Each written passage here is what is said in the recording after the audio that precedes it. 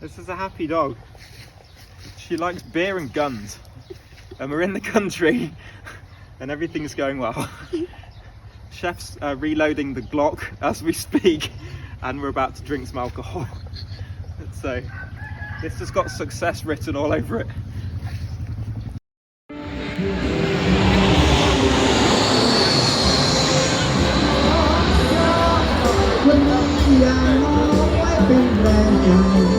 I've come to the northern Thai province of Chiang Rai. It is an area famed for its spectacular mountains, warm-hearted farming communities and a slow pace of life. I'm here for a 7-day family homestay, but my reason for visiting is not for tourism.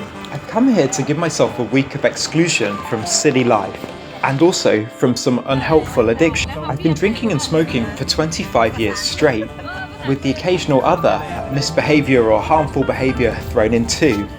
My hope is that the immersion in nature and the removal of negative stresses will help me go a week of not smoking cigarettes and consuming no alcohol. We spent the first day visiting a mountain village before heading to the campsite for our first night. The first thing you notice is that there's many happy people here. They don't seem to have a lot, but they're happy with what they've got, and everybody seems to just be living the life and be quite joyful. There's loads of great food to eat, many places to visit. Everything's affordable, all the food's beautiful, everything has a great view. You can't really go wrong wherever you go. And all roads seem to just go up and up.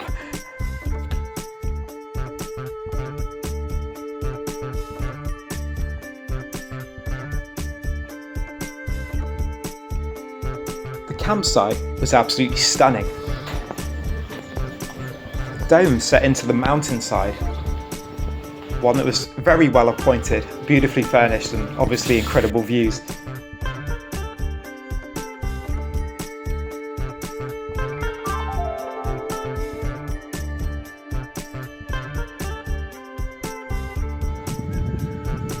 Before the night set in, I went to climb a local peak.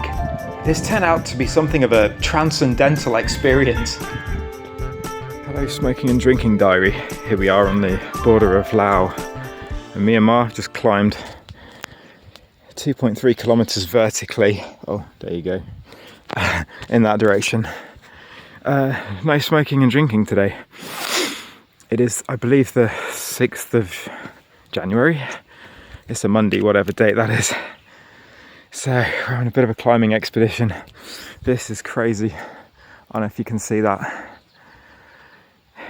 We're pretty high up. We've just got to the top and just heading back down. They're closing the park soon. Tonight I'm going to have a beer because no smoking, because there's fire all around, so I don't need a cigarette. It already feels like I'm smoking Marlboros by the ton. But yeah, I'm going to have a beer tonight. Wow, look at this. It's a video diary upload from the very northern Thai border, just before you get to Myanmar.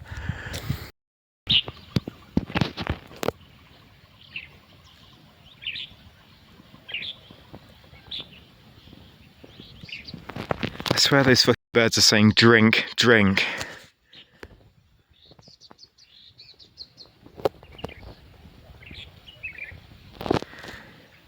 He's saying drink, it's okay. Awesome, I agree. It's not a hard walk, but if you're a 45, 46-year-old smoker that's been smoking and drinking for a long time, it's pretty challenging. I noticed that my cardiovascular performance is good in really short bursts, but after about 5 minutes of hacking too quickly, it goes a bit terrible. But I think I can get back. I've not had a cigarette, I think, for, I want to say 4 days. But yeah, I've still been drinking nightly, just a little bit of beer. So ready to go into cessation. I'm stuck in a log cabin in the mountains for a week. So if you're going to quit everything, now's the time to do it, I guess. We've got some beer today, but I'm actually nowhere near a shop and can't get to one for 6 days. So here we go, diary. Here we go. We're at the top. Elevation's about 2,300 meters above Burma and Laos. There's proof. Tell me that's beer that somebody's had.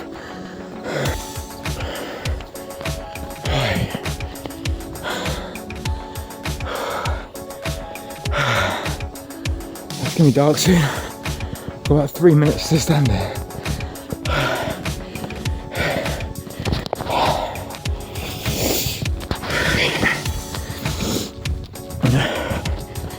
I'm knackered, but I'm calling that a win.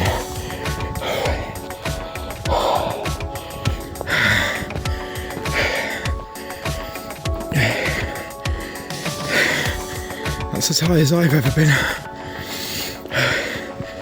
since I was 23 and in a band.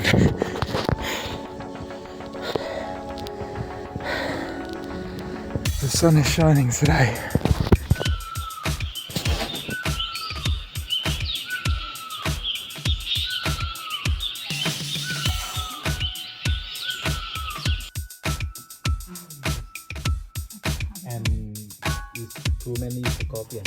We spent the first night enjoying high altitude barbecue before enjoying some flavoured shoju and beer. I obviously could not say no on that first night. Although in terms of not drinking it was a fail, I was struck by how close I felt to the people and to the earth. The fires burning in the hills all around and the sky above. I felt very centred, and I say that as someone who doesn't really have much of an affinity for spirituality. We spent the next 6 days at Uncle Jag's house, while also visiting many activities and places of interest during the daytime. For the first 3 nights, I enjoyed drinking with the family at their home. I felt like I was on holiday, and so I assured myself that it was okay to treat myself. Expert. Uncle Jack's gonna shoot. The second half of the week was spent not drinking at all. I went into total cessation. Oh, close. Got a ricochet. Wow. There he goes. Full auto. Oh, thank you. We're going to edit the video of the whole week. Send it to Jack when it's done. Dogs are going to miss us, I think. Look at all these colours. Back to skyscrapers. And no dogs. Okay. Dogs everywhere. Butterflies everywhere. Tropical. Before I had many butterflies, about 100 and 200. Wow. Coming from rural Leicestershire, I'm familiar with hay. This makes me feel at home. Wow, we've got more. There's so much to explore. This one. Yeah, geez, you sing on the table. This one the case for the.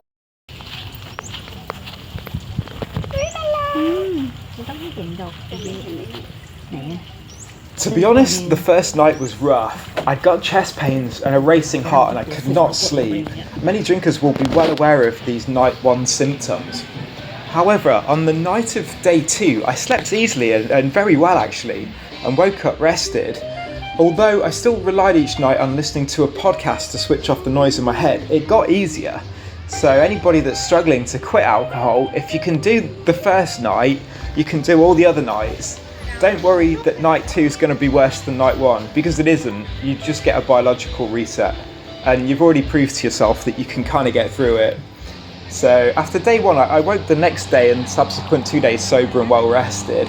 And this was amazing because it enabled me to make the most of the many activities we took part in. That last point's really important, because if you're busy moving, walking, running, investigating, looking at new stuff every day, doing cardio, sprinting, or even just out and about shopping in the bright sun, in the forest, it's easier to sleep and rest when the time comes. And by that I mean unassisted sleep, like not getting messed up a little bit, squiggly headed, and then just crashing out, which is not real sleep. So I accomplished my goal, although a bit in a delayed way. So I spent the first 3 nights kind of enjoying my time with the family. Like the owner of the house, Jack, had got this like crazy strong moonshine stuff that I was a bit nervous to drink. But I tried it and it was okay. We got some Sangsom rum and beers every night. For the first 3 days it was really fun to drink, and like I said, I felt like I was on holiday. So I didn't think about smoking I didn't think about smoking all week and did 8 days completely straight with no cigs. I didn't even notice until I got back. I'd completely forgot that I was a smoker. So 2 reasons this worked quite well, or very well. The 2 reasons, one was that we were doing quite a lot of almost zone 2 cardio in the daytime all day, because we were constantly like trekking around and going up mountains. And the other is the smoky skies of Chiang Rai. So if you've never been to northern Thailand, there's certain months of the year where the PM 2.5 is very high because of the wildfires, and also because people deliberately burn pastures and family trash even in the back garden. There's no dump trucks at 2 kilometres, as Jack reminded me when I complained about it. So it is what it is, and the air is smoky. But when you're outside in the forest, it was fun, and it seemed fitting. I seemed connected to the fire in the same way that I was connected to the hills and the water. So there's another thing about Chiang Rai too, is that like the plumbing systems are very basic. Like there's literally just blue PVC pipe coming down from a water tower supplying drinking water, and then wastewater goes out. So there's a sense that the water comes down from the mountain, people live from the water, and everybody had a product to sell. Like you could go past an average house and they would have chickens and a small pineapple grove, and then they would grow small holding subsistence food, and then they would trade that with the next village. Like it's not a poor community as such. Everybody's got a motorcycle. Many people have got pickup trucks. It's just I would call it like a well-balanced, kind of happy, community-oriented society.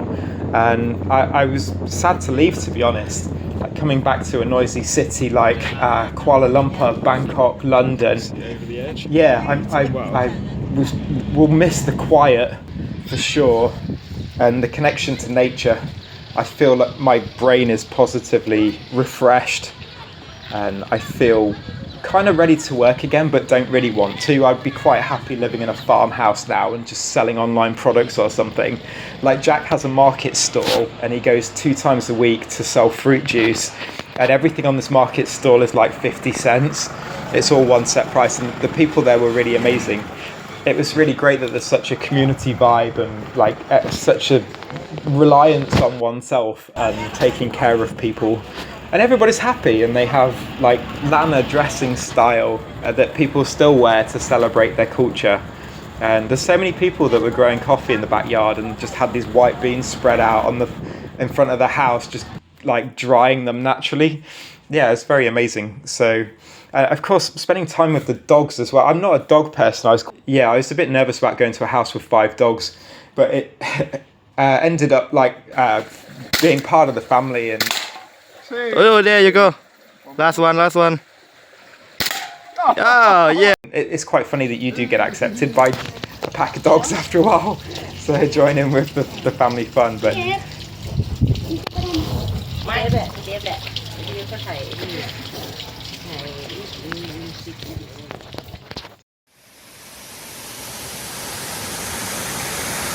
very fast. Try to fall in the water here. Wow, look at this one. My lungs were going a bit, but breathing in some forest air, it's all good. Look at this. There's the wide angle. Sunlight breaking through. Oh yeah. On to the next. Wow, it's very calming.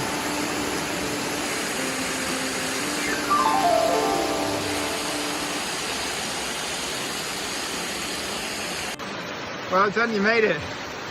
It's right at the top. So, at the top of Chiang Rai National Park. Well done.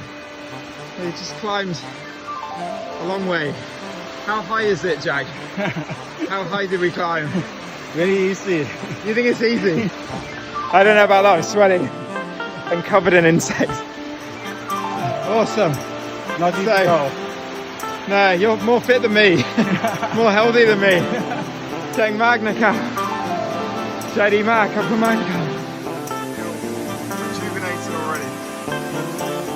For anybody that wants to take this kind of like quite, I wouldn't call it an unconventional approach to quitting drinking, drugs, smoking, addictive behaviours, internet porn, gaming, social media, whatever's your poison.